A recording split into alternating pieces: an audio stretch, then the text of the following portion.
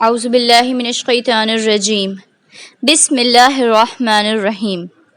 When the angels take the souls of those who have wronged themselves, they will ask, "What was wrong with you?" They will answer, "We were too weak on earth." The angels will say, "Was Allah subhanahu wa ta'ala's earth not spacious enough for you to have migrated to some other place? These are the ones whose abode shall be hell, an evil destination, except such weak ones among men, women, and children as are incapable of adopting any plan or of finding any way out. Allah subhanahu wa ta'ala may well pardon them. Allah subhanahu wa ta'ala is ever pardoning and ever forgiving. Whoever immigrates for the cause of Allah subhanahu wa ta'ala will find many places of refuge in the land and plentiful provision. Those who leave home for the cause of Allah subhanahu wa ta'ala and His Messenger but is then overtaken by death shall be recompensed by Allah subhanahu wa ta'ala. Allah subhanahu wa ta'ala is most forgiving and ever merciful. When you, believers, are traveling in the land, you will not be blamed for shortening your prayers if you fear the disbelievers may harm you. They are your avowed enemies. When you are among the believers and lead them in prayer, let only part of them stand up along with you, armed with their weapons.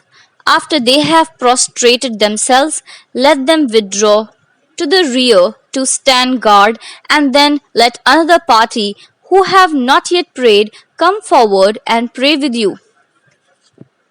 And let them also be on their guard, armed with their weapons. Those who deny the truth want you to be negligent of your arms and your baggage, so that they may fall upon you suddenly. It is no offense for you to lay aside your arms when overtaken by heavy rain or illness, and always take every precautions for defense. Allah subhanahu wa ta'ala has prepared a humiliating punishment for those who deny the truth. When you have finished the prayer, remember Allah subhanahu wa ta'ala while standing and sitting and lying on your sides. When you feel secure, say your prayers in the prescribed form. Believers are under the obligation to say their prayers at the appointed hours. Do not relent in the pursuit of the enemy. If you are suffering hardships, they too are suffering similar hardships. But what you can hope for from Allah subhanahu wa ta'ala, they cannot. Allah subhanahu wa ta'ala is all knowing and wise. We have sent the book down to you with the truth, so that you may judge among mankind by means of what Allah subhanahu wa ta'ala has shown you, and do not be an advocate for the treacherous. Ask Allah subhanahu wa ta'ala for forgiveness. He is most forgiving and merciful. And do not plead on behalf of those who are dishonest to themselves. Surely Allah subhanahu wa ta'ala does not love one who is treacherous and sinful. They feel ashamed before men, but do not feel ashamed before Allah subhanahu wa ta'ala, despite His being present with them when they plot at night, uttering things of which He does not approve. And indeed, Allah subhanahu wa ta'ala is fully aware of what they do.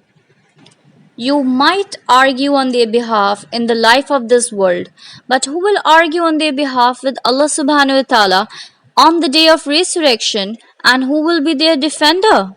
Yet anyone who does evil or wrongs his own soul and then asks Allah subhanahu wa ta'ala for forgiveness will find Allah subhanahu wa ta'ala forgiving and merciful. He who commits sin does so against his own soul.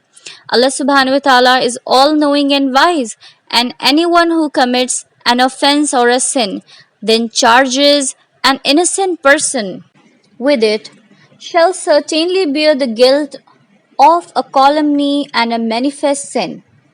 If it were not for the grace of Allah subhanahu wa ta'ala and His mercy to you, some of them had resolved to lead you astray, but they lead astray no one but themselves, nor can they do you any harm.